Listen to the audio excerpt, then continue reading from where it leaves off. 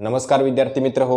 16 जानेवारी 2023ला जे गणितचे प्रश्न SSC GD मध्ये आलेले होतं त्याचे विश्लेषण आपण बघणार आहोत. त्यामधील पहिला प्रश्न आहे 12,000 की राशि 10% चक्रवृद्धि ब्याज की दर पर कितने वर्षों में 15,972 हो जाएगी आणि हे चार ऑप्शन दिलेले होते. तर बघा प्रश्न जो आहे तो चक्रवृत्ती ब्याज पर होता, म्हणजे चक्रवाढ व्याजवरती हा क्वेश्चन होता. चक्रवाढ व्याजाचं सूत्र काय असतंय? A बरोबर P कंसामध्ये 1 अधिक R भागिले 100 चा n घात.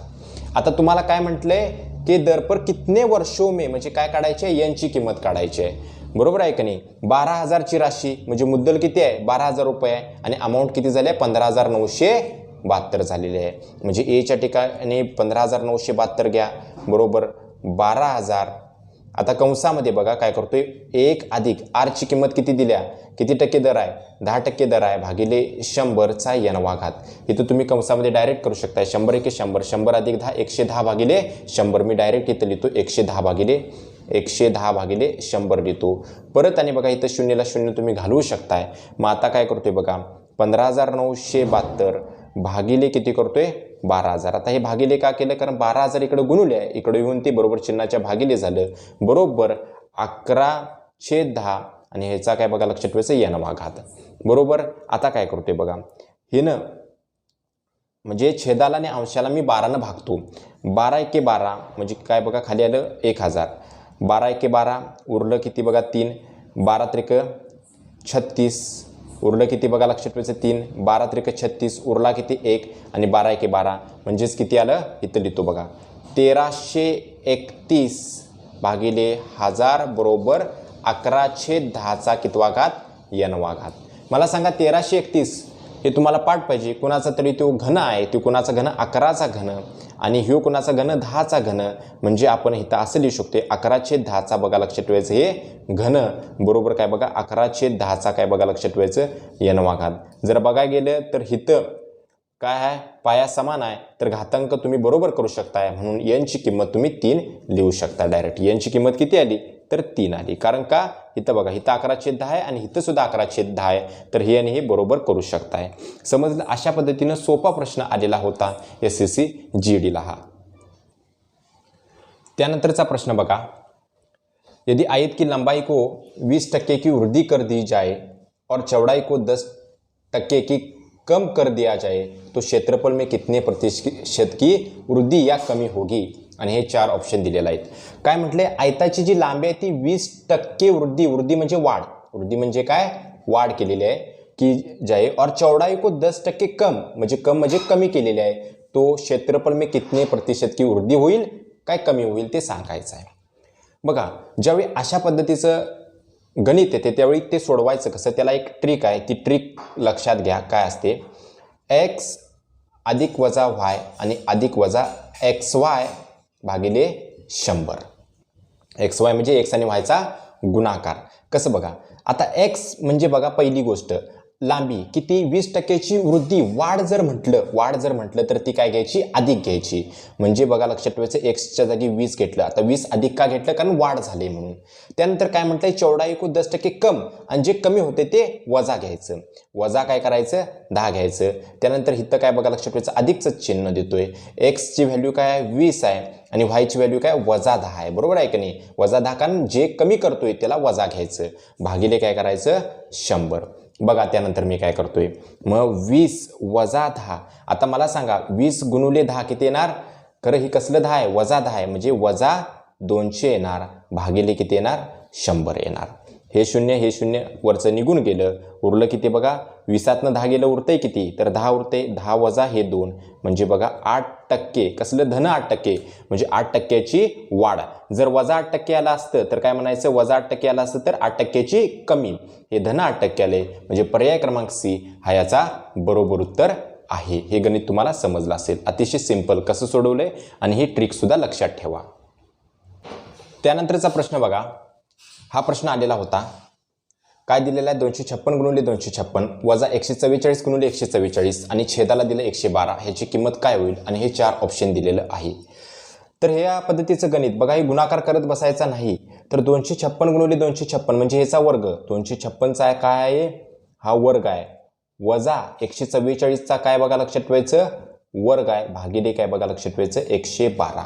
आणि आपल्याला काय बघा लक्षात ठेवायचं एक फॉर्म्युला माहिती आहे, ज्यावेळी ए चा वर्ग असेल वजा बी चा वर्ग असेल त्यावेळी काय होते ए अधिक बी एका कंसामध्ये लिहितोय आणि एका कंसामध्ये ए वजा बी लिहितोय. म्हणजे बघा ए ही एक किंमत आहे, इथं काय आहे किंमत 256 तिचा वर्ग असेल, दोघांच्या मध्ये वजा चिन्ह असेल आणि बी इथं 144 तिचा वर्ग. तर काय करायचं एका कंसामध्ये ए अधिक बी लिहायचं आणि एका कंसामध्ये ए वजा बी लिहायचं. तेच आपण करूया. इथं काय करणार 256 अधिक 144 एका कंसामध्ये लिहिणार आणि 256 वजा 144 एका कंसामध्ये लिहिणार भागिले 112. जर बघा 256 वजा 144 केलं तर 112च येणार. त्यामुळे हे 256 वजा 144ला 112 निघून गेलं.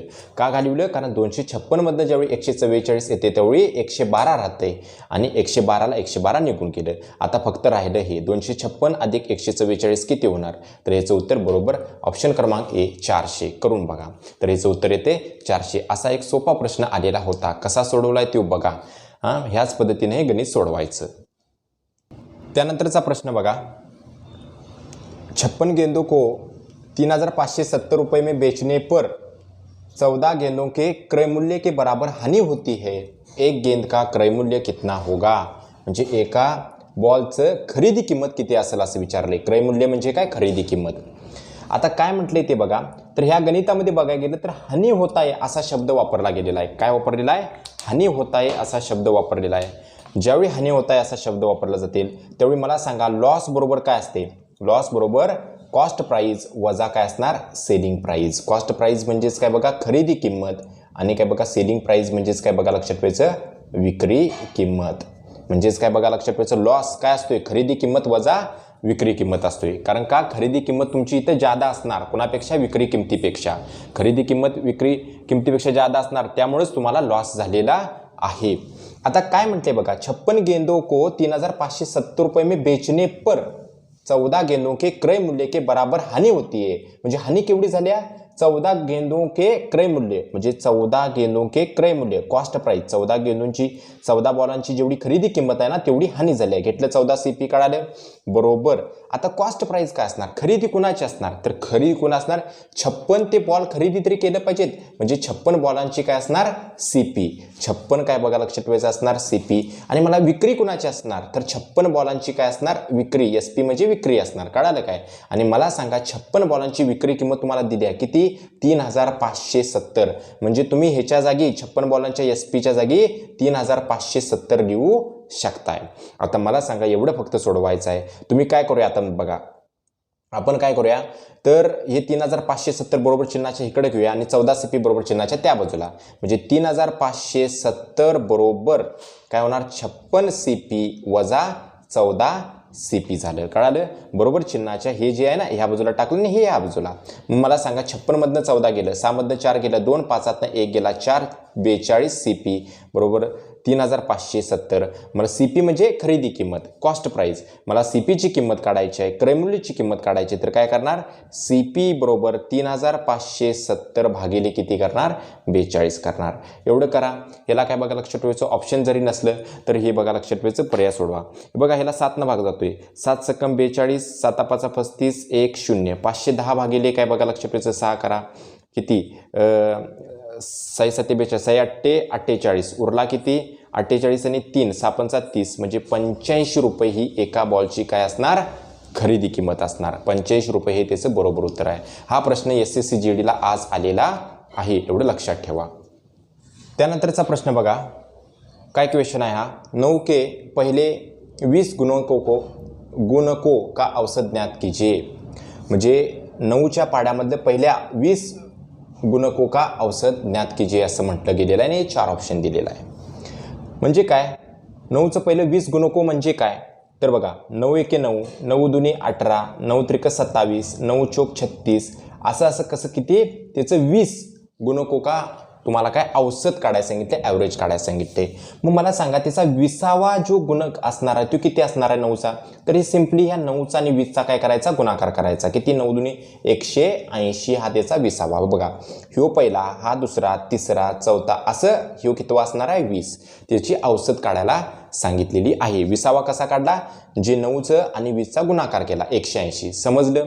आता बघा ह्याच्यामध्ये 9 आणि 18 मध्ये 9चा फरक आहे, 18 आणि 27 मध्ये 9चा फरक, 27 आणि 36 मध्ये 9चा फरक.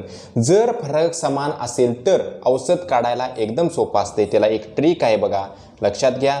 तर तिची पहिली टर्म किती आहे 9 प्लस शेवटची टर्म किती आहे 180 भागिले 2 करायचं. काय करायचं, पहिली टर्म आणि शेवटची टर्म ह्यांची बेरीज भागिले 2 करायचं.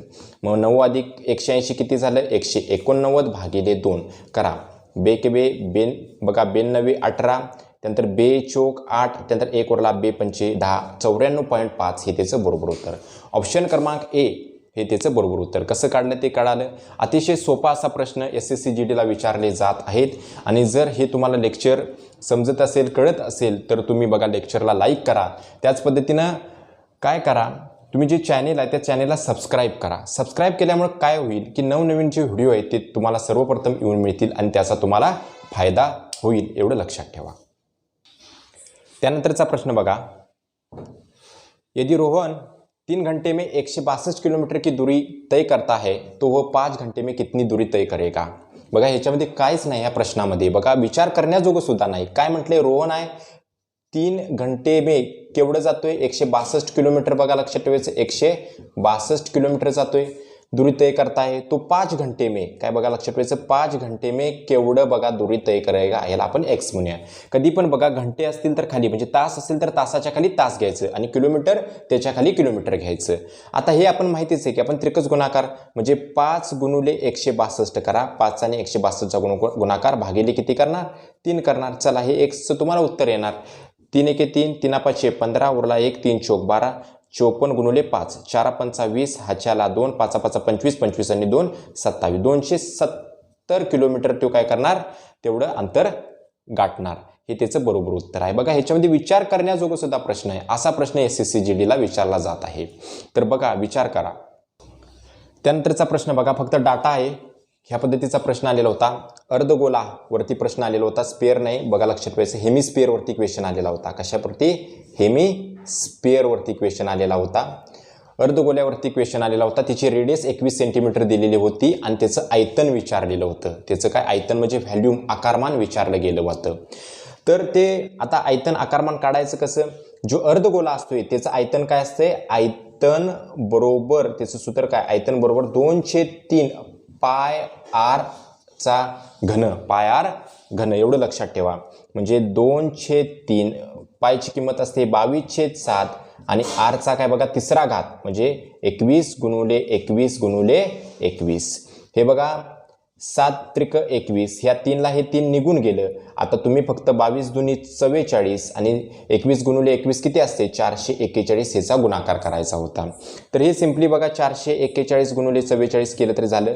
4 एके 4, 4 चौक 16, ह्याच्याला 1, 4 चौक 16 आणि 1 17.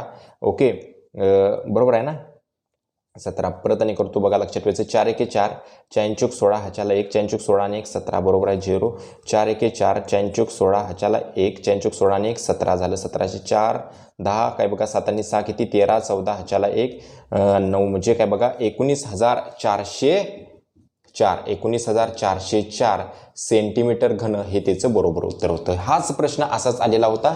हेमिस्फिअरवरती अर्धगोल्यावरती हा क्वेश्चन आलेला होता. फक्त डाटा आपल्याकडे अवेलेबल आहे. एकदम सिंपल. बघा अनेक तुम्हाला थोडी माहिती मी सांगतो. अर्धगोल्यावरती क्वेश्चन फॉर्म्युला पाठ करायचं. अर्धगोला त्याचं तुम्हाला काय बघा लक्षात ठेवायचं, एक माहीत असलं पाहिजे. अर्धगोल्याचं तुम्हाला काय माहीत पाहिजे, वक्र पृष्ठफळ माहीत पाहिजे. वक्र पृष्ठफळ. आता ते वक्र पृष्ठफळ काय असते अर्धगोळ्याचं, त्याचं सूत्र आहे 2πr². अर्धगोळ्याचं काय बघा लक्षात ठेवायचं, संपूर्ण जर अर्धगोल्याचं संपूर्ण पृष्ठफळ ह्याच्यावरती जर प्रश्न आला तर त्याचं सूत्र असते 3πr². आणि जर अर्धगोल्याचं काय बघा लक्षात ठेवायचं, जर आयतन विचारलं, आयतन म्हणजेच व्हॅल्यूम किंवा त्याला मराठीमध्ये आकारमान म्हणतात, ते काय असते 2/3 πr². चा काय बघा घन, एवढं लक्षात ठेवायचं. ओके, पाय आर क्यूब एवढं लक्षात ठेवलं हे अर्धगोल्याच्या बाबतीत. जर समजा काय बघा स्पेअर विषयी क्वेश्चन आला, कोणाविषयी? स्पेअर म्हणजेच काय बघा गोला, गोल्यावर विषयी जर प्रश्न आला तर त्याचं काय बघा लक्षात ठेवायचं, वक्र पृष्ठफळ काय असते? वक्र पृष्ठफळ, त्याचं वक्र पृष्ठफळ लक्षात ठेवा 4 पाय आर वर्ग. कळालं? 4 पाय आर वर्ग. त्याचं बघा लक्षात ठेवायचं संपूर्ण पृष्ठफळ काय असते ते सांगतो तुम्हाला, ते सुद्धा असते 4 पाय आर वर्ग. म्हणजे जर काय बघा गोला आला, स्पिअर आला, त्याचं वक्र पृष्ठफळ आणि संपूर्ण पृष्ठफळ हे दोन्ही कसे असतात? समान असतात. एवढं लक्षात ठेवायचं. समजलं? आणि त्यानंतर त्याचं आयतन किंवा व्हॉल्यूम किंवा मराठीमध्ये आकारमान हे काय असते? 4/3 पाय आर घन. हेचं 3 फॉर्म्युला हे आणि त्याचं 3 फॉर्म्युला हे पाठ किंवा अर्धगोल्यावर त्याने गोल्यावरला प्रश्न तुमचा चुकणार नाही कुठलाच. एवढं लक्षात ठेवा. त्यानंतर बघा ह्या प्रश्नाचा सुद्धा डाटाच अवेलेबल आहे. अतिशय IMP प्रश्न आहे हा बघा, अतिशय IMP प्रश्न. तर बघा लक्षात ठेवायचं, तुम्ही भरपूर प्रश्न बघितलं, जर 2 वर्षासाठी CI आणि SI म्हणजे चक्रवाढ व्याज आणि सरळ व्याज यांच्यामधलं अंतर जर दिलेलं असेल, हे म्हणजे CI म्हणजे चक्रवाढ व्याज, SI म्हणजे साधारण व्याज, जर 2 वर्षासाठी अंतर जर दिलं असेल तर त्याचा फॉर्म्युला काय आहे? अंतर बरोबर PR² भागिले 100चा काय बघा स्क्वेअर, असा फॉर्म्युला आहे. खरं तर बघा काय दिलंय, चक्रवाढ व्याज आणि साधारण व्याज यांच्यामधलं जे अंतर दिलेलं आहे ते 144% दिलेलं आहे. 144%. मग मला सांगा 144% म्हणजे काय? 144 भागिले 100 म्हणजे 144 काय आहे त्याच्यामधलं अंतर, आणि जी छेदाला आहे ती काय? मुद्दल आहे. एवढी लक्षात ठेवा. छेदाला काय आहे? 100 ती मुद्दल आहे. लक्षात कळालं हे? म्हणजेच बघा अंतर किती दिले? 144 दिले भागिले काय बघा लक्षात ठेवायचं, इथं 100 घेतो बरोबर काय बघा लक्षात ठेवायचं, P आहे ना इथं गुणाकारात, इकडे भागिलेला घेतला. समजलं? R ची किंमत किती आहे बघा, हीच तर काढायची आहे. R चा वर्ग भागिले 100 गुणुले 100. कळालं? P कुठं गेलं? हे इकडे गुणाकारात होतं, इकडे भागाकारात, आणि P ची किंमत दिलेलीच आहे, तिने ऑलरेडीच दिलेला आहे तिने 144%. अनेकदा सांगतो म्हणजे 144 भागिले 100 त्याच्यामध्ये 144 म्हणजे हे चक्रवाढ व्याज आणि काय बघा सरळ व्याज यांच्यामधलं ते अंतर दिलेलं 144 आणि भागिले खाली 100 काय दिले? मुद्दल दिलेले आहे. एवढं लक्षात, एवढं फक्त सोडवायचं होतं. व्याज की दर ह्याच्यातनं काढायचा होता. 100ला 100 निघून गेलं. आता बघा लक्षात 144 गुणुले 100 म्हणजे मी असं करतो बघा, वर्गमुळामध्ये 144 गुणुले वर्गमुळामध्ये 100 बरोबर काय बघा R येणार. हे डायरेक्ट लिहिले कसं लिहिले ते बघा, नाहीतर मी तुम्हाला आणि समजावून सांगतो. 144 हे इकडे बघा भागाकारात आहे, इकडे येऊन गुणाकारात बरोबर 100 R चा वर्ग. मला सांगा जर मला R ची किंमत काढायची आहे सर तर हे वर्गमुळात टाकायला पाहिजे. म्हणजे वर्गमुळामध्ये 144 गुणुले वर्गमुळामध्ये 100 बरोबर काय झालं? R झालं. हिची किंमत किती असते? तर हिची किंमत असते 12. वर्गमुळामध्ये 144 म्हणजे 12 गुणुले वर्गमुळामध्ये 100 म्हणजे 10 बरोबर R. आणि 12 गुणुले 10 किती? 120. R किती होता व्याजाचा दर? 120. आणि हेच गणित असं टाकलेलं होतं. एवढं लक्षात ठेवा. कशा पद्धतीनं सोडवलंय ते बघा, मी ह्याला IMP गणित म्हणत आहे. त्यानंतरचा प्रश्न बघा, राजू के पिता ने राजू से सबसे छोटी संख्या ज्ञात करने को कहा जो एक पूर्ण वर्ग है. काय म्हटले? पूर्ण वर्ग है असं म्हटले. और 12, 18, 24 और 27 से विभाज्य भी है. मग पहिल्यांदा आपण काय काढूया? 12, 18, 24 और 27 न पूर्णपणे विभाज्य होणारी संख्या काढूया. म्हणजे काय काढायचा? 12चा, 18चा, 24 आणि 27चा लसावी काढायचा. 12चा, 18चा काय बघा 24चा आणि 27चा लसावी. बघा या पद्धतीने मग कशा पद्धतीने काढायचं ते बघा. आता 27चा आपण फॅक्टर काढूया. 27चं फॅक्टर काय पडतात? तर काय बघा लक्षात ठेवायचं 3 गुणुले 3 गुणुले 3 पडतात. बरोबर आहे की नाही? 27चं पडतं 3 9 27 9 त्रिक 3 त्रिक 9 आणि 9 त्रिक 27. त्यानंतर 24चं कसं पडणार? 2 गुणुले किती पडणार? 12 म्हणजे 2 गुणुले परत किती पडणार? 3. 3 दुनी 6 आणि 6 दुनी 12 आणि इथं परत आणि काय बघा लक्षात ठेवायचं 2. 2 दुनी 4, 4 दुनी 8 आणि 8 त्रिक किती? 24. हे बरोबर आहे 24चं. त्यानंतर 18चं काय बघा? 18चं किती?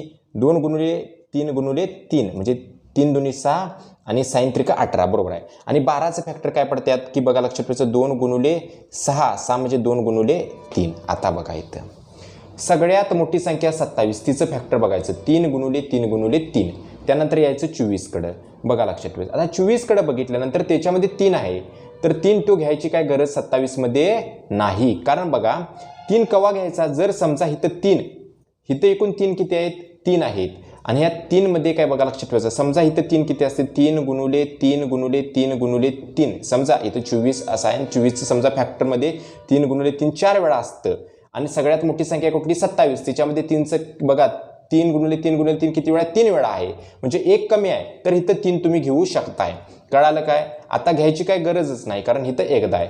मात्र इथं एक्स्ट्रा काय? 2 गुणुले 2 गुणुले 2, ते मात्र इथं घ्या. 2 गुणुले 2 गुणुले 2. कळालं? त्यानंतर आता बघा 18 मध्ये बघा, 18चं आणि काय बघा लक्षात ठेवायचं, ह्याचं कंपॅरिझन करायचं 27चं सगळ्यात मोठ्या संख्येचं. 3 गुणुले 3 किती वेळा? इथं 2 वेळा. खरं इथं पहिल्यांदाच किती वेळा? 3 वेळा. घ्यायची काय गरज नाही. 2 किती वेळा आहे? इथं किती? 3 वेळा आहे. काय घ्यायची गरज नाही. इथं बघा 12चं 3 कितीदा आहे? एकदा आहे. बघा इथं 3 वेळा आहे. आणि 2 गुणुले 2 2दा. खरं इथं किती वेळा? 3 वेळा. म्हणजे ह्याचं सुद्धा घ्यायची गरज नाही, ह्याचं सुद्धा घ्यायची गरज नाही. ह्याच्यातलं काय घेतलं ते कळालं? एवढं सोपं. आता झालं. हेच त्याचा काय बघा लक्षात ठेवायचं, लसावी असतो. करून बघा. आता काय बघा लक्षात ठेवायचं, हे झालं, एवढं समजलं. आता बघा 3 गुणुले 3ची जोडी, पूर्ण वर्ग संख्या बघा नाही पाहिजेत, म्हणजे 3 गुणुले जोड्या बनल्या पाहिजेत ना. इथं 2 गुणुले 2ची जोडी बनली. आता हिथं मात्र बनत नाही, म्हणून मी काय करतोय, 3 गुणुले 3ची जोडी गुणुले ह्या 3ला आणि परत 3 घेतोय, परत ह्या 2ला आणि परत काय बघा 2 आपण एक्स्ट्रा घ्यायचा, गुणुले 2, कारण त्याला पूर्ण वर्ग संख्या करायची आहे. आणि आता हे सगळं शेवटी सोडवा. ह्याचं उत्तर काय येते बघा, 3 त्रिक 9 आणि 3 त्रिक 9 म्हणजे 81 गुणुले इथे 2 आणि 4 आणि बघा लक्ष 4 चौक किती आलं? 16. मग परत 16 गुणुले 81 फक्त करायचं. 16 एक्के 16, 6 आणि शेवटी 6 असणारा एकच पर्याय आहे, ऑप्शन क्रमांक टी हे त्याचं बरोबर उत्तर आहे. बघा जरा समजावून चला कशा पद्धतीनं हे सोडवले ते जरा बघा. अतिशय सोपा प्रश्न आहे हा सुद्धा. त्यानंतरचा प्रश्न बघा, ह्याचा सुद्धा डाटा अवेलेबल आहे फक्त. तर काय म्हटले, 20% आणि 24%ची क्रमिक छूट दिलेली आहे. तर ह्याचा काय बघा एकल छूट. त्यानंतर दुसरी कंडिशन दिल्या, 5 वस्तू में 3 वस्तुएं फ्री. तर त्या ठिकाणी छूट किती असेल किंवा सूट असेल, आणि 13 वस्तू में 7 वस्तू फ्री असेल आणि त्याच्यामध्ये सूट किती असेल, असा प्रश्न आलेला होता की ह्याच्यामध्ये सगळ्यात जादा सूट कुठं असेल. बघा एकाच प्रश्नामध्ये 3 प्रश्न आहेत, एकाच प्रश्नामध्ये किती 3 प्रश्न, आणि हाच प्रश्न आलेला होता. सगळ्यात जादा सूट कुठल्या कंडिशनमध्ये, ह्या पहिल्या कंडिशनमध्ये, दुसऱ्या कंडिशनमध्ये, काय तिसऱ्या कंडिशनमध्ये, असं विचारली गेलेली होती. आता 20% आणि 24%ची क्रमिक छूट, तो एकल छूट आपण पहिल्यांदा काढूया.